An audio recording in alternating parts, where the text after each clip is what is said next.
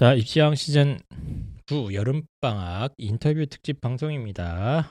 입시왕 아카데미 최고의 에이스 선생님들과 함께 여름방학의 공부 방향 이런 거를 논의하기 위해서 모인 자리인데요.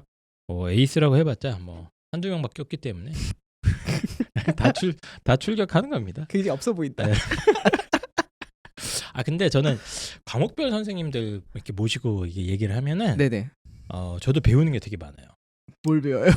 왜냐면 저는 이제 컨설팅만 하니까 그렇죠. 사실 과목별로 아주 디테일한 이제 공부 관련된 이야기를 이렇게 뭐 진짜 막 이렇게 한 시간씩 얘기할 수가 없잖아요. 그렇죠, 그렇죠. 네. 근데 얘기하면 들어보면서 얘네들이 이 과목을 이런 걸 어려워하는구나. 이런 건 이런 솔루션이 있구나. 이런 거 사실 저도 굉장히 많이 배웁니다. 그래서 그거 배워가지고 입 터는구나. 그렇죠. 그걸로 또 컨설팅 때 입 털고. 그렇지. 근데 이 과목별 선생님들 이렇게 모시고 뭐 어떤 선생님 되셨든지 각자 다 노하우가 있거든요. 그럼요. 경험도 있고 네. 그런 자리를 마련하고 있으니까 청취자 여러분들도 이 시간을 통해서 많이 좀 배우셨으면 좋겠다 그런 생각이 들고요. 국어 아주 지금 잘 나가고 있고 뭐 대치명인학원에서는 뭐 잡았다고 봐야 되죠. 네. 뭘 잡았죠? 뭔가 잡았죠. 한테가 잡았어요. 네, 전국적으로 지금 뭐 거의 다 마감시키는 모든 그렇죠. 강의를 마감시키고 계시는 엄태욱 선생님이십니다. 네, 인사드리겠습니다. 입시왕 아카데미 온 강사 그리고 대치명인 강사 엄태욱입니다. 반갑습니다. 네, 엄태욱 선생님. 뭐 아직도 엄태욱 선생님 모르실 분이 없겠죠? 네, 저희 청취자분 중에. 네. 요즘 뭐 유튜브도 계속 열심히 하고 계시고. 네, 유튜브 스위트 채널 하고 있는데 구독자가 빠르게 늘고 있습니다. 스위트. 태. 태. 네, 맞습니다. 태. 네. 아이입니다. 아이. 맞습니다. 네, 스윗한 태가 아니라 태욱. Study with 태욱. 맞습니다. 맞죠? 오, 정확하게 이제 기억하시네요. 네. 한 10번 하니까 외워지네요. 2달째.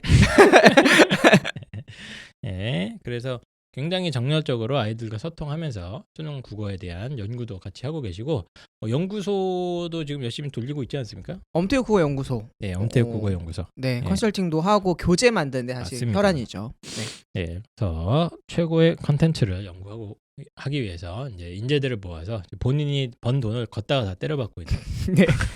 영세 사업자입니다. 네, 정작 본인은 땡전 한 푼 안 만져보고 있는 농담이고요. 어쨌든 잘 나가고 계시는 엄태욱 선생님이십니다.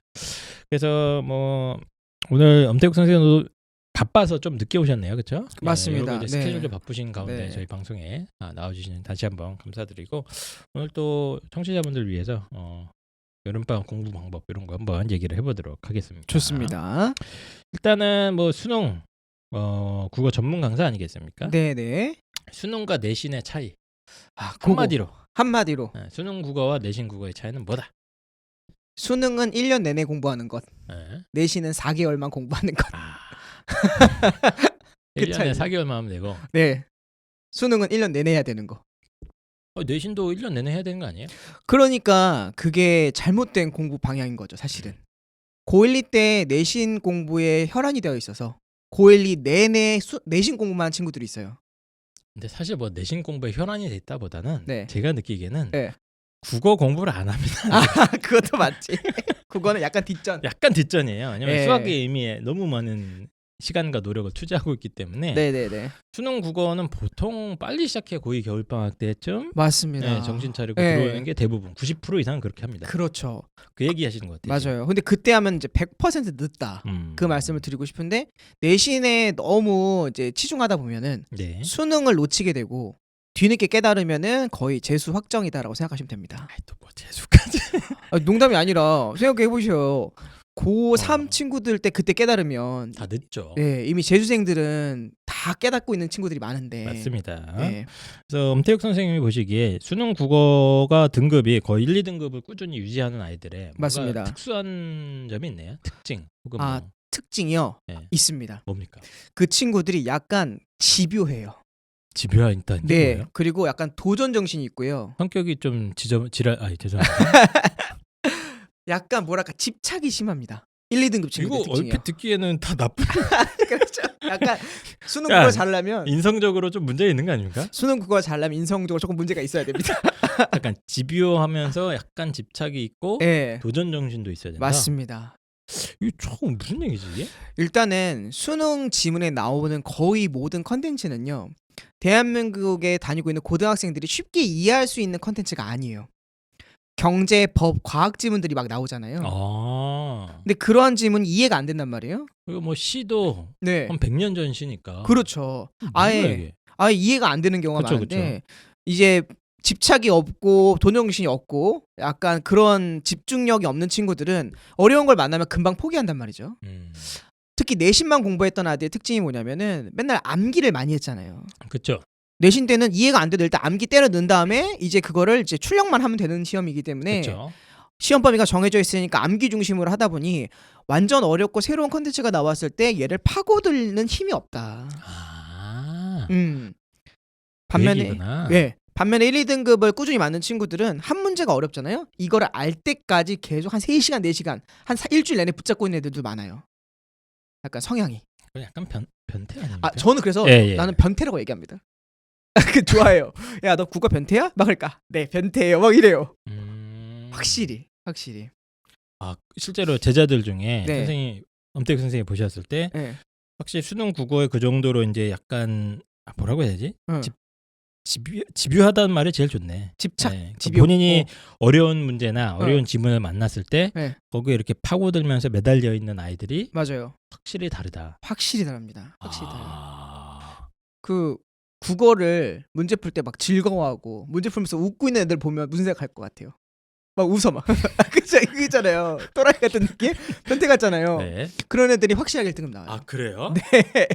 국어 안에서 가장 변태기가 심한 파트가 어딘지 아십니까? 어디입니까? 문법입니다. 왜요? 문법 변태들이 따로 있어요. 그게 무슨 말이죠? 암기와 문법이 딱 우리의 언어를 적용한 거잖아요. 네. 풀어놓은 거잖아요. 그게 딱딱딱 들어맞을 때마다 희열감을 느끼는 애들이 있어요. 저희는 문변이라고 보통 얘기를 하는데 문법 변태들이에요. 알겠습니다. 그래서 뭐 변태라고 얘기할 정도로 수능 국어의 그 이게 생소한 지문이나 생소한 네. 작품들을 만났을 때 네, 집요하게 파고들 수 있는 애들, 맞습니다. 예. 걔들이 확실히 잘한다. 대전제는 누구에게나 다 어렵다. 누구에게나 맞아요. 다 이해가 안 되고 누구나 더 풀기 어려워하는데 그것을 오랫동안 붙잡고 있고 생각을 많이 하는 애들, 뭐 우스갯소리를 변태라고 했지만 사실은 생각을 많이 하는 친구들이죠. 생각을 많이 하는 친구들이 결과가 한참 좋더라고요. 거꾸로 그럼 네. 수능 국어 잘 안 나오는 아이들은 문제를 호쾌하게 푼 애들이야. 쫙쫙 일필 휘지로 푼 애들이 있어요. 쫙쫙쫙. 평화주의자들. 아, 그렇죠. 고민은 없고 네. 3번? 이런 거. 그런 친구들. 집요하게 파고드는 느낌보다는 그냥 이렇게 이건가? 그렇죠. 그리고 오답하는 모습도 봐도 음. 오답도 보통 최상위권 친구들은 정답지를 아예 안 보거든요. 아예 안 봐요. 그래서 이제 그래서 집요하다는 거구나. 그렇죠. 내가 이해될 때까지 계속 이해가 보니까. 되고 맞은 것 같으면 확인용으로 보는 거지. 정답지를 보고 이거구나라고 하지 않아요. 절대. 그러니까 이거구나가 없으면 국어 잘할 수 있습니다. 이거구나가 없으면 국어를 잘할 수 있다. 다시 말하면 문제를 틀렸어요. 그러고 나서 바로 정답지와 해설지를 보면 이거구나. 이거구나. 그죠? 라고 하고 네. 대부분 아이들은 넘어가고. 그렇죠. 보통 비율로 치면 99%까지는 아니지만 90% 이상. 96% 1등급. 95% 이상은 이러고 넘어가는데. 그렇죠. 그렇게 되면 아이가 치열하게 고민하고 사고하고 하는 과정이 생략된다. 이 말씀이신 거예요? 맞습니다. 근데 이제 내신 중심의 공부가 왜 문제가 되냐면 네네. 내신 중심의 공부는 생각을 깊게 하지 못하게 해요. 음. 왜냐하면 내신 시험 범위는 항상 많잖아요. 그걸 열심히 외웠잖아요. 그렇죠. 그 외운 내용을 50분이라는 짧은 시간 안에 굉장히 긴 문제를 그러니까 출력을 해야 되기 때문에 네네네. 생각을 하다 보면 시간이 모자라요. 내신 네네. 공부하다 가장 큰 피해가 시간 부족한 경우가 많거든요. 그래서 빨리빨리 끄집어내는 연습을 하다 보니까 수능 공부랑 결이 다르다라고 말씀드릴 수 있다는 거죠. 뭐 기억 밑줄 친 기억의 의미는 암기에서 바로 딱 찾아야 되고. 그렇죠. 위 작가의 뭐 대한 설명으로 잘못된 것은 그렇죠. 또 암기된 걸로 빡 찾아야 되고. 1950년이다. 아닌데 60년인데 뭐 이런 거 있잖아요. 빡빡 찍고 넘어가야 되는데 네. 그러다가 보면 아까 얘기하신 대로 네. 어려운 문제를 깊이 이렇게 파고드는 시간이나 습관이 형성되지 않는다. 맞습니다. 네, 그런 차이가 있습니다. 네. 그래서 어려운 걸 집요하게 보는 연습이 되게 중요하죠. 근데 지금 쭉 말씀 듣고 보니까 음. 우리 애들은 안 될 것 같은데요? 그래서 대부분 1등급이 별로 없는 거예요. 그러니까 재수생과 반수생이 왜 성적이 국어 성적이 잘 나오는지 아세요? 왜 그렇습니까? 삶의 고난과 고뇌가 깊잖아. 한번 시련을 겪어봤잖아요. 겪었기 때문에 걔네들은 사고가 깊은 거야. 농담이 아니라 국어는요 나이가 들수록 확실히 잘 봐요. 그래요? 대학생들이 국어 훨씬 잘 봅니다. 왜냐하면 견문이 넓어졌고 생각하는 사고의 폭이 넓어졌고. 재수생이 국어 성적이 좋을까요? 반수생이 국어 성적이 좋을까요? 똑같은 재수생이랑 반수생? 네.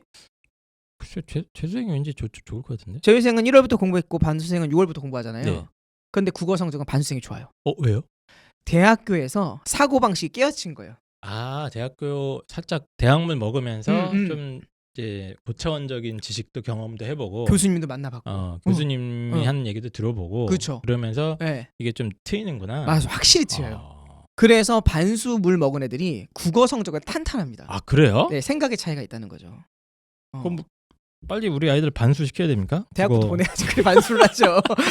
그렇구나. 그렇죠. 닭이 먼저냐, 달걀이 먼저냐 먼저냐. 그렇게 되는군요. 네. 그런 면이 있습니다. 알겠습니다. 그래서 수능 국어라는 게 여러 번 저도 이제 엄태국 선생님이랑 방송하면서 뭐 능력적인 부분이라고 말할 수 있는 부분도 있지만 거의 태도의 문제다 이거. 맞습니다. 국어는 확실하게 말씀드리지만 능력이 아니라 태도로 푸는 겁니다. 태도다. 네. 본인이 생소한 지문 혹은 좀 요즘 제일 짜증나는 게 나는 선지 볼 때마다 못 읽겠어. 선지가 너무 길죠. 세 줄씩 돼요. 한 문제다. 한 선지를 선지다. 하면 뭐 동글뱅이 1, 2, 3이 내신 선지는 그렇게 길게 안 써져 있단 말이야. 기껏해야 두 줄.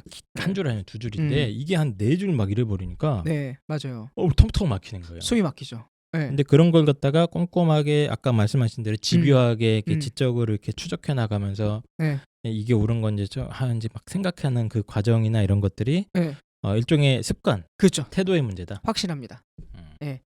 예를 들면 아까 말씀하셨던 것처럼 선지가 1번 동글뱅이 옆에 4줄이 있어요. 네. 근데 딱 읽어봤더니 왠지 정답 같은 거야.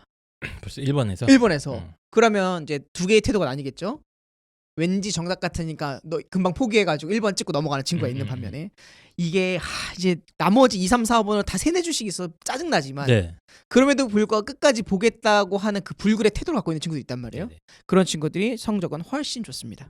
근데 인생은 1번 찍고 넘어가는 애들이 잘 풀릴 수도 있지 않습니까? 그건 확실히 그럴 수 있지. 인생은 로또긴 한데 수능에서는 그 하나하나를 좀 짜증나더라도 맞아요. 집요하게 이렇게 국어는 특히 파고드는 힘이 있어야 된다. 맞습니다. 근데 또 주의할 게 있어요. 파고들되 너무 거기에 연연하지 않는 그런 허허로운 마음이 중요합니다. 또 이렇게 어려워. 또 철학적으로 가네 오늘. 거의 도가 사상 들어갔습니다. 도가 또 가니까 허허로운 마음이 중요한데 집요하되 집착하지 않는다. 그게 거예요? 맞아요. 완벽한 표현이에요. 집요하지만 집착하지 않는 거. 무슨 말? 왜 갑자기 또 집착하지 말라 그래? 자, 1번 보고 2번 보고 5번까지 봤는데 3번과 4번이 헷갈린다 이거예요. 보기를 이제 선지를 쫙 꼼꼼하게 집요하게 분석했습니다. 딱 봤는데 3번 아니면 4인데 3, 4번이 너무 헷갈려. 이거를 한 3분 정도만 지문을 가서 돌아가서 다시 보고 오면 풀 수 있을 것 같아. 그래서 그 3분을 더 써요. 근데 1분만 더 보면 더 풀 수 있을 것 같아. 확실하게 알 것 같아. 1분을 더 써요. 그런 순간 이 친구는 등급이 한 단계씩 떨어지는 거죠. 그러니까 수능 국어는 시간 제한이 있다 보니까 맞습니다. 시간 관리의 측면에서는 어느 정도 선을 넘어가면 포기하는 그렇죠. 훈련도 돼 있어야 된다. 보통 그 2분입니다. 한 문제당 2분. 네, 2분이 딱 넘어가는 순간 나는 지금 풀 수 있을 것 같아도 조금만 더 투자하면 풀 수 있을 것 같아요. 하지만 우리 경제학적으로 매몰 비용이라고 하거든요. 이미 땅에 묻어버린 비용이에요. 쓴 시간이잖아요. 아까운 거지 그냥. 아깝죠. 근데 굉장히 많은 현역들은 그 아까움 때문에 집착해요. 하지만 재수생과 반수생들은 그 아까운 것에 대해 집착하지 않습니다. 큰 마음이 있으시 허허로우셔요. 여유가 있으세요. 그렇다. 알겠습니다.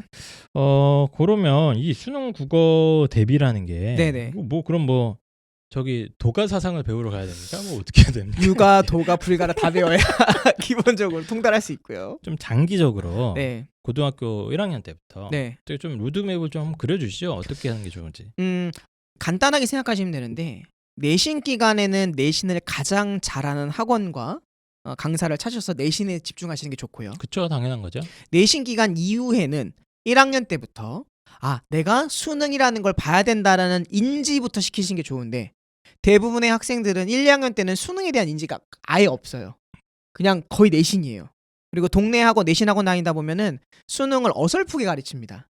그러니까 그냥 어설프다는 거는 이제 문제 해설 중심으로 그렇죠. 문제를 모의고사를 한번 풀고 네, 풀어주시죠 선생님이. 맞습니다. 보면 잘 풀어주세요 또. 그렇죠. 뭐 열심히 이상하게 푸는 건 아닌데. 답을 외웠으니까 암기 공식을. 근데 네. 수능에 정작 필요한 이런 어떤 태도적인 부분이나 이런 거나 네. 뭐 수능의 기술적인 부분이 제대로 가르쳐지지 않고 맞습니다. 문제풀이하고 해설하는 중심으로만 보통은 많이 하더라고요. 맞아요. 예, 그래서 저도 그게 아쉽습니다. 보통 내신이 끝나고 내신과 내신 사이에 3주 정도 시간이 있거든요. 예. 중간과 그때 수능 기말 사이. 많이 해요. 수능 많이 아. 하죠. 근데 그 선생님들이 내신 대비 공부하시느라 수능에 적합한 방법론이나 수능에 적합한 수업 내용을 꾸리지 못하셨을 텐데 아니, 그냥 뭐 아예 못하진 않습니다 또. 그쵸. 예. 선생이니까. 있습니다. 다 노하우가 있고 어. 뭐 보면 문제 잘 푸세요. 그렇죠. 제가 보니까. 근데 제가 느끼는 단점은 뭐냐면 뭔가 약간 귀납적 접근이야. 그렇지. 그러니까 이 케이스의 이 문제를 선생님이 이렇게 풀어주면 어. 그 안에 사실 기술적인 게 녹아는 있어. 있지. 있는데 그걸 이렇게 총정리해서 가르치는 게 아니라 맞아. 케이스 바이 케이스로 접근을 하니까 네. 아이들이 배우긴 하는데 뭔가 좀 다른 경우에 적용을 못한다거나 본 것 같은 느낌 네. 같은 느낌은 있는데 느낌만 계속 커지는 감만 좋아지는. 감이 계속 어떻게든 예. 그래서 학생들도 고1, 2때 물어보면요. 수능 공부를 안 했다고 생각하지 않아요. 자기 딴은 합니다. 했다고 생각해요. 하지만 제 전문가 입장에서 봤을 때는 너는 사실 수능 공부를 하지 않은 거다. 맞습니다. 이렇게 물어보면 돼요. 고등학교 2학년쯤에 학생한테 이렇게 물어보면 얘가 수능 공부를 했는지 안 했는지 알 수 있는데 네. 너 현대시 문제 풀 때 네가 푸는 순서랑 방법 있어? 라고 딱 물어봐야 돼요. 현대시 뭐라고요? 현대시 문제를 풀 때 현대시 문제를 풀 그 때 지문을 읽고 푸는 순서와 방법이 있느냐. 지문이 딱 주어졌을 때 네. 너만의 어떤 패턴이 있느냐? 그렇죠. 음. 너 과학기술 지문 읽을 때 네가 조금 더 주목하면서 보는 부분들이 있느냐. 이런 게 딱 물어봤을 때 그냥 읽는데요? 그냥 국어 문제 읽고 푸는 거예요 하면은 아예 수능 공부를 안 한 거고요. 수능 공부한 친구들의 특징 한번 저한테 한번 질문 한번 해보실래요? 현대시 읽을 때 한번 보세요. 제가 학생이라고 쳐볼게요. 딴 거 해야지. 좋아. 현대 소설 문제 풀 때 네. 태우가 네. 너만의 어떤 문제 푸는 순서나 방법이 정해져 있니? 일단은 현대 소설은 시험의 그 소설의 중간을 딱 떼었잖아요.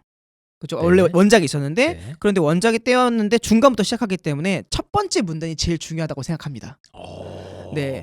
왜냐하면 그 첫 번째 문단부터 스토리가 진행이 되는데 거기 안에서 소설에서 제일 중요한 인물, 사건, 배경과 갈등을 찾으면서 글을 읽으면 그 안에서 서술자의 위치도 나오고 주로 문제가 항상 5문제가 딸려있으면 무조건 1문단에서 1문제씩 나오더라고요. 이렇게 대답이 나오는 애들이 있어요. 기가 막히죠. 네. 그러니까 이제 수능 전문 강사의 내공을 살짝 보여주신 거죠 지금? 조금 티 났어요? 네. 그래서 저도 국어 학원 많이 다니는데 네. 조금 아쉬운 부분이 이제 수능 문제를 다루긴 하는데 이제 거기 또 노하우가 있긴 있습니다. 그렇죠. 예. 있죠. 근데 이게 약간 파편화돼 있거나 맞아, 조각 나 있어요. 조각 나 있거나 이게 종합적으로 정리가 안 된 경우를 많이 봐서 혹은 아니면 그냥 기출 문제만 좀 풀고 넘어가는 경우가 대부분이에요. 맞아요. 뭐 무슨 3B 뭐 이런 거 있잖아요. 그렇죠. 예. 많죠.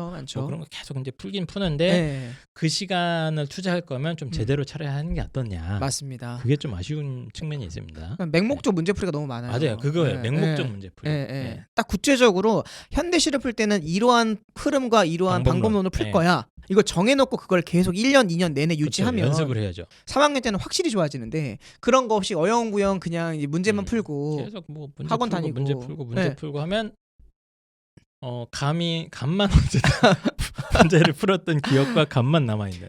3년 내내 고전 시가를 배우는데요. 실제로 고전 시가에서 외운 단어가 50단어가 안 돼요. 자기가 아는 단어가 몇 단어 없고 근데 물어보면 야 이거 어디서 보지 않았냐 다 봤던 거래요. 근데 문제 다 틀려요. 그러니까 이러한 식의 이제 형태로 갈 수 있다. 맞습니다. 네. 그렇게 하면 안 되고 내신 기간에는 당연히 내신에 충실하게 그럼요. 해야 되는 게 맞지만 네. 그게 아닌 기간이라면 좀 전문가의 도움을 받는 게 좋겠다.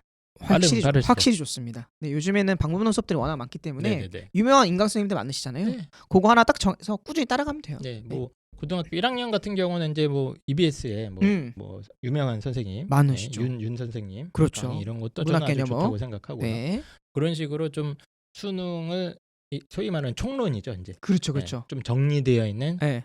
어떤 방법론이나 뭐 이런 것들을 갖다가 전체적으로 빠르게 네. 접근하면 할수록 제가 생각해 보니까 시간 낭비를 줄일 수 있겠다. 그렇습니다. 네. 허송세월 안 하게 돼요. 허송세월을 안 하게 돼요. 정확한 그렇죠. 얘기인 거예요. 예. 그래서 또, 고등학교 1학년 뭐 하여튼 좀 빠른 시간 내에 수능 국어를 좀 정통으로 특히 방학이 제일 좋지 않습니까? 이런 거. 그렇습니다. 딱 좋죠. 집중해서 하기 좋고. 맞습니다. 근데 더 중요한 건 1학년이라고 1학년 것만 풀어보면 절대 안 된다. 우리가 결국 가야 될 건 3학년 수능이잖아요. 네. 근데 1학년 때 1등급 나온다고 기뻐하면서 너무 좋아하면서 우리 아이는 앞으로 1등급 계속 나올 거야라고 착각과 오인하시면 안 됩니다. 네. 왜냐면 3학년 3월 달까지 보는 모든 모의고사 시험에서는요. 재수생 15만 명이 빠져 있잖아요. N수생들이. 그러니까 그것도 사회 경험 물 먹은 아이들. 그렇죠. 그런 아이들이 15만 명이 빠져 있거든요. 네. 근데 1등급은 기껏해야 2만 명밖에 안 준단 말이에요. 그러니 1학년, 2학년, 3학년 내내 1등급이 나오더라도 이제 전국에 있는 재수생, N수생, 3생이 다 들어오는 6월 모의평가부터는 등급이 막 1등급이 4등급 되는 경우가 예사이기 때문에 우리 아이의 최종 목표가 늘 고3 수능이라고 생각을 하고 1학년 때 모의고사 1등급이 나오더라도요. 다음 주에 2학년 걸 풀어봐야 되고요.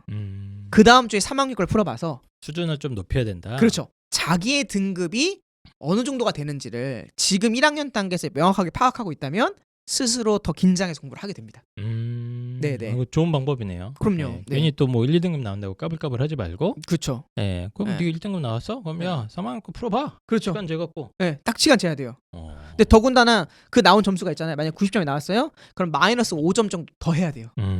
왜냐면 긴장을 안 하고 풀었잖아. 편하게. 그렇죠. 그러면은 사실은 등급이 잘 안 나올 거란 말이죠.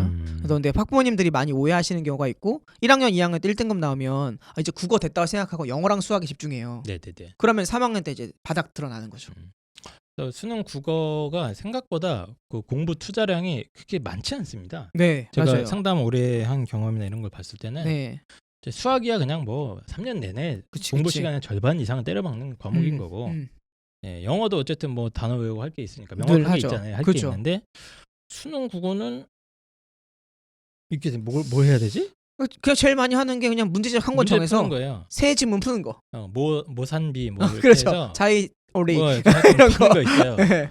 맨날 풀고 있어. 그럼 풀고만 있는 거예요. 동그라미 치는 재미 하는 거야 이거.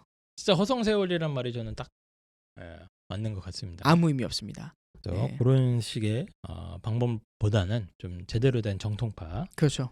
강의, 뭐 현강이든 인강이든 뭐 네. 네가 혼자 공부하든 상관없으니까 정통파의 수능 방법론이나 이런 걸 갖다가 최대한 빠른 시일 내에 특히 방학을 이용해서 좀 했으면 좋겠다. 맞습니다. 거고. 잘 나온다고 까불지 말고 모의고사 좀 수준 높여서 뭐 고3 거까지 한번 풀어봐라. 그렇죠. 그럼 네 약점이 또 보일 것이다. 네. 그 기억하셔야 되는 게 고1 때 국어 능력과 고3 때 국어 능력은 크게 차이 나지 않아요. 한희쌤 3년 전에 언어 수준과 지금 이미 언어 수준이 차이가 있어요? 점점 떨어지는 것 같긴 한데 퇴화돼가고 있잖아. 지금 가끔 말을 잊은데 단어가 기억이 안 나고. 그러니까 우리 아이들도 고1이 사용하는 언어 수준과 고3이 사용하는 언어 수준은 크게 다르지 않기 때문에 지금 고1 때 고3 문제를 풀렸을 때 나중에 2년 뒤에 확 좋아질 거라는 자연스럽게 좋아질 거라는 기대를 하시면 안 됩니다. 그런 오해들 많이 하시죠. 알겠습니다. 네. 그래서 장기적으로 빠른 타이밍에 좀 수능 공부를 어쨌든 뭐 스타트를 빨리 끊어주면 좋겠다. 그렇습니다. 이런 생각이 갖고 저는 개인적인 생각인데 네. 요즘 수학이 이제 어렵잖아요. 그렇죠. 공부량도 많고 한데 수학이 점수가 하면 올라가는 갑니다. 네. 올라가는 가는데 이게 보니까 다 같이 열심히 하니까 그치. 다 같이 올라가. 같이 올라가 이렇게 등급이 안 바뀌어요. 이게 생각보다. 맞아요. 근데 국어는 일찍 시작하는 애가 생각보다 없기 때문에 맞아요. 스타트를 좀 일찍 걸어서 뭐 인강이라도 미리미리 돌려놓고 하면은 약간 N수생의 흉내를 낼 수 있어요. 맞습니다. 맞죠? 정확해요. 고1 때 수능 공부를 본격적으로 시작하면 고1이 현역. 그렇죠. 고2 때가 재수 느낌. 네. 약간 N수생의 느낌을 일찍 낼 수 있는 게 수능 국어예요, 특히. 확실히 고점을 먼저 잡을 수 있는 건 맞는 것 같습니다. 한희쌤 말씀대로. 그래서 미리미리 좀 해놓으면 안정적으로 확보할 수 있는 점수도 어느 정도 많아지고. 맞아요. 수능 수학이 안 되면 뭐 국어로 하면 되잖아 또. 그렇죠. 등급 나기 좋아요. 국어도 상당히 전략적으로 저는 중요한 과목이다. 네, 특히 맞습니다. 요즘 그런 생각을 많이 하고 있습니다. 그러면 또 이번에 여름방학 굉장히 짧은데 이런 짧은 방학은 또 어떻게 해야 되는지 좀 이게 사실 조언을 포인트죠. 주시죠. 이거 얘기하려고 저 부르신 거잖아요. 오늘. 아 그래요? 아니었어요? 본인의 기회가 아니었어요? 그냥 시간 때우도 가라고. 아, 그렇죠. 사실 여름 방학이 이제 되게 그 포부가 커요. 학생들마다 다 어머님들도 뭐 대단한 걸 시키시려고 하더라고요. 그러면서 보통 이렇게 세우죠. 이번 여름 방학 3주밖에 안 되거든요. 엄청 짧잖아요. 네. 그런데 이번에 그동안에 부족했던 걸 싹 다 메꿔야 돼. 그러면서 국어학원, 영어학원, 수학학원, 탐구학원을 다 보내요. 거기다 과외도 하나 붙여요. 예. 그렇게 이제 문어발식으로 학원을 다니거나 아니면은 이제 공부를 아이들도 혼자 스케줄 짤 때 자기들도 공부를 해야 되는 거 아니까 하루에 국어 3시간, 수학 3시간, 영어 2시간, 탐구 2시간 할 거야. 이렇게 말도 안 되는 원대한 계획들을 세웁니다. 네. 그렇게 하면은 여름방학은 그냥 100% 망한다고 보시면 되고요. 제가 말씀드릴 수 있는 거는 지금 다 그렇게 하고 있는데. 그래서 망한다는 거죠. 그러면 안 되고요. 국어가 파트가 되게 많잖아요. 크게 얘기하면 문학, 독서, 문법이 있잖아요. 네. 여름방학에 이 문학, 독서, 문법을 한 번에 다 해주는 학원과 한 번에 다 하겠다고 욕심을 부리시면 안 되고 무조건 그건 버리셔야 되고 한 놈만 패야 돼요. 한 놈만 팬다? 네, 문학만 패거나 네. 독서만 패거나 문법만 패셔야 됩니다. 그 셋 중에 하나를 골라야지. 안 그러면 이거저거 하려다가 보면 그냥 이도저도 아니게. 맞습니다. 예. 생각을 해볼까요? 자, 문학, 독서, 문법을 다 한다. 다 한다. 학원에서 다 가르친다. 음. 근데 한 번 학원 가면 3시간 수업 듣잖아요. 네. 그럼 한 번 갈 때마다 1시간씩 배우는 거죠. 문학 1시간, 문법 1시간, 독서 1시간이잖아요. 네. 한 달을 다니면 기껏해야 문학 4시간, 문법 4시간, 독서 4시간 한 거라고요. 그러니까 4시간 학원 선생님 수업 듣고 성적이 오르겠냐 이 말이지. 그렇죠. 택도 없다. 이거를 몰빵해서 문학을 12시간 하는 게 낫다. 그래야지 유의미하게 남는 게 있을 것이다. 그렇죠. 그렇죠. 그리고 더 중요한 게 있어요. 자, 우리 아이들이 이렇게 생각을 해요. 어머님들도 야, 너 학원은 문학학원 다니니까 독서실에서 혼자 자습할 때는 독서해라. 또 뭐 풀어라. 예산 그렇죠. 풀어라. 네. 문법 해라. 네. 균형감 있게 해라. 이래도 망하는 겁니다. 왜냐하면 복습할 시간이 없어요. 수업은 문학 12시간 들었으면 꼭 기억하셔야 돼요. 반드시 독서실이나 자습실에서 그 문학만 공부하고 있어야 됩니다. 그러면 12시간이 사실은 24시간이 될 수도 있으니까. 불안한데 선생님 옆에 애들은 다 매산비 풀고 있는데. 그렇죠. 비문학. 독서 안 하면 성적 안 떨어집니까? 제가 독서 안 그래도 약한데 여름방학 때 풀지 말라고요? 네. 국어는요. 문학만 집중한다고 독서 성적이 떨어지지 않아요. 문법이 더 못해지지 않습니다. 현상 유지하되 대신에 문학은 확실하게 오를 거예요.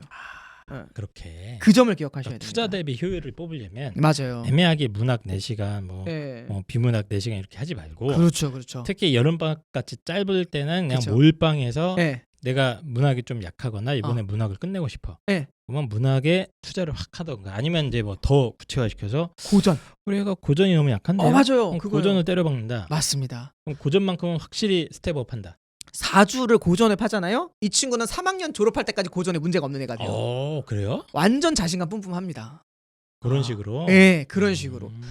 앞으로 외워야 될 단어가 100% 외워질 거고요. 4주를 고전만 하면은 그럼 괜찮네. 너무 좋죠. 만약에 이 방송을 고1 학부모님이 들으신다. 그러면 이번 여름방학 때 고전 잡고요. 이번 겨울방학 때 독서, 비문학 독서 중에 인문, 철학, 예술 잡고요. 2학년 여름방학 때 현대시, 현대소설 잡고요. 2학년 겨울방학 때 과학, 기술, 철학 잡으면 거의 끝난 거거든요. 사실은 이렇게 하나씩 타겟팅해서 잡는 게 좋다. 네, 확실합니다. 알겠습니다. 뭐 문법이 약하면 문법을 좀 미리 좀 해놓던가. 문법을 4주 내내. 4주 내내 하던가. 근데 조심하시는 건 문법도 범위가 넓어서 전 범위를 다 훑으면 안 돼요. 그래요? 이제 여름방학에 가장 제가 느끼기에 이건 사기라고 느껴지는 특강이 뭐냐면 여름방학 4주 12시간 안에 문법 전 범위를 가르치겠다. 4주 완성. 네. 그런 건 사기입니다. 왜냐면 사기는 12시간 아닌데 안에 이제 완벽하게 내 거로 만들기 어렵다. 정정하겠습니다. 사기는 아니고요. 사기라기보다 약간 뭐랄까 이렇게 과장되었다. 그러니까 12시간 동안 진도를 나갈 수는 있겠지. 그렇죠. 나갈 수는 있으나 내 걸로 만들 시간이 없다. 네. 그래서 절반 정도만 할 수 있습니다. 문법의 전반부만 네. 딱 그렇게 타겟팅 잡아서 4주 동안 계속 파면요. 네. 그거 아실지 모르겠지만 국문법을 열심히 공부하면 독해력이 올라갑니다. 그래요? 그럼요. 왜냐하면 그 문법들이 모인 것이 글이니까요. 확실하게 오릅니다. 그런 부분에도 이제 영향을 미칠 수 있으니까 네. 하여튼 본인이 조금 약하다고 생각하는 부분 혹은 전략적으로 내가 이번 겨울방학 여름방학 때는 뭐 문법이나 뭘 끝내놓겠다. 맞아요. 목표를 정해놓고 네. 그거를 4주 동안 몰빵해서 파면 음. 국어는 그게 한번 올라가면 쭉 어느 정도 유지가 된다. 맞습니다. 그런 거죠. 네. 됐어요? 뽑혔나요? 좋습니다. 네. 예. 그래서 엄태욱 선생님이랑 같이 수능 국어 관련된 또 좋은 말씀 한번 간단하게 얘기를 해봤고요. 뭐 네. 엄태욱 선생님 뭐 설명회도 많이 하고 하시니까 예, 뭐 스위태 거기 뭐 열심히 지난번에 설명하고 그러더라고요. 맞아요. 예. 2시간 40분 했습니다. 예. 열심히 먹고 살고 있습니다. 네. 차도 바꾸고. 언제 첫 건데 너. 알겠습니다. 네. 그러면 마지막으로 여름방학 동안에 이제 수능 국어를 열심히 공부하고자 하는 우리 청취자 여러분들한테 마지막으로 한 말씀 좀 해주시죠. 여름방학에 너무 욕심 부리지 마시고 할 수 있는 것만 최선을 다해서 하시는 것. 그리고 그래야 눈에 보이는 성과로 아이들이 공부해봤더니 성적이 오르네라고 하는 이런 성공 경험들이 아이들의 인생을 바꿀 수 있다고 봐요. 네, 그렇기 때문에 그런 성공 경험을 많이 쌓아주시고요. 요거는 진짜 꿀팁인데 얘기해도 될까요? 알아서 하세요. 네. 2학기 네. 제가 지금 어쨌든 수능 강사지만 내신 되게 중요하잖아요. 우리 아이들 2학기 중간고사에 국어가 뭐가 나오는지 미리 파악하신 다음에 네. 예를 들면 문법이 나오는 친구들이 있어요. 문법의 전반부가 나올 수도 있고 후반부가 나올 수 있는데 후반부가 나온다는 것을 확인하시면 이번 여름방학 때 그 문법의 후반부를 미리 학습을 해놓으시면 다음 2학기 중간고사 때는 매우 좋은 성적을 얻으실 수 있다. 선행도 맞습니다. 그렇게. 다음에 뭐가 나올지를 미리 이 시점에서 한번 알아보시는 건 매우 좋은 꿀팁이다라고 말씀드릴 수 있습니다. 알겠습니다. 자, 그래서 엄태욱 선생님의 뭐 여러 가지 노하우를 아주 일부만 좀 들어봤고, 엄태욱 선생님 이번에 입시왕 아카데미 온에서 네. 여름방학 때 무슨 강의 깔죠? 일단 문법 특강이죠? 일단 문법 특강. 문법 특강이 뭐 12주 완성이라고 그러던데요. 12주 맞아요. 12주 동안 21시간을 가르치게 되는데요. 사기라며 아까. 아니죠. 그거는 12시간 안에 하는 거고. 난 21시간이잖아. 그것도 다 다루지도 않고 3분의 2만 다뤄요. 핵심적인 부분. 가장 핵심적인 부분. 아마 중2, 3, 고 1, 2 친구들이 들으면 맞습니다. 너무너무 좋을 것 같습니다. 그래서 국어 문법 강의도 뭐 영어 문법처럼 네. 미리미리 살살살살 해놓으면 네. 확실히 네. 수능까지 가는데 튼튼한 버팀목이 되고, 맞습니다. 문법은 내신 국어에서 꽤 영향력이 있습니다. 매우 높죠. 그래서 학교마다 진도가 좀 다를 수 있는데 네. 만약에 내신 문법이 들어가는 진도라면 미리미리 챙겨두시면 큰 도움이 될 수 있을 것 같습니다. 그래서 네. 엄태욱 선생님이 문법 강의에도 일가견이 있기 때문에 이번 여름방학 때 문법 수업 많이 관심 가져주시면 좋을 것 같고, 또 원래 엄태욱 선생님이 그 얼리버드반 맞습니다. 독해 얼리버드반 아이들이 하도 글을 못 읽으니까 그렇죠. 기초부터 좀 일찍부터 네. 글 읽는 학당을 만들자. 맞습니다. 네. 독서의 기초를 세우겠다. 맞습니다. 신축 건물을 세우겠다라는 네. 느낌으로 중2, 중3, 고1 친구들이 국어를 처음 시작하거나 네. 국어에 대해서 아직 정확하게 정립이 되지 않은 친구들이 A부터 Z까지 어떻게 읽고 생각을 해야 되는지를 차분하게 끌고 가는 과정이 있어요. 맞습니다. 그것의 첫 과정이 이번 여름방학부터 시작되니까 네. 비문학 독해반이거든요. 네. 그거도 관심 같이 가주시면 열립니다. 감사하겠습니다. 그래서 얼리버드반 이건 이제 중등부가 확실히 네. 도움을 많이 받을 수 있는 그런 수업인 것 같아요. 좀 맞습니다. 단기적으로 우리 아이가 독서 경험을 좀 누적하고 싶다 하시면 이런 네. 강의들 참고하시면 좋을 것 같고, 엄태욱 선생님의 강의의 특징은 조교들이 무지하게 많다. 맞습니다. 네. 네. 조교들만 아니었으면 차를 더 좋은 걸로 바꿀 수 있었는데 정답입니다. 조교들이 너무 많이 굴리다가 보니까 네. 그래서 관리나 이런 시스템도 굉장히 지금 잘 만들어져 있습니다. 네. 그래서 오프라인에서 하던 관리 시스템을 그대로 온라인으로 또 가져오신 그런 상태이기 때문에 입시왕 아카데미 온의 엄태욱 선생님 강의 네이버 입시왕 카페 혹시 또 참고해 보시면 자세한 내용 알아보실 수 있을 것 같습니다. 네. 뭐 엄태욱 선생님 또 오랜만에 나오셔서 진심으로 감사드리고 네. 저희는 또 다음 방송에 또 뵙죠. 알겠습니다. 조만간 또 뵙도록 네. 하겠습니다. 자, 그러면 이것으로 입시왕 여름방학 인터뷰 특집 방송은 마무리를 하도록 하고요. 여름방학이 뭐 짧기도 하지만 또 한 3, 4주 되기 때문에 네. 그래도 약간의 약점 보완을 위한 시간은 만들 수 있습니다. 맞습니다. 네, 그래서 각자 우리 아이가 이제 중간고사라든가 뭐 기말고사 결과들을 한번 보시고 또 수능 모의고사 결과나 이런 걸 보시고 우리 아이를 좀 어떤 부분을 갖다가 급하게 좀 때워야겠다.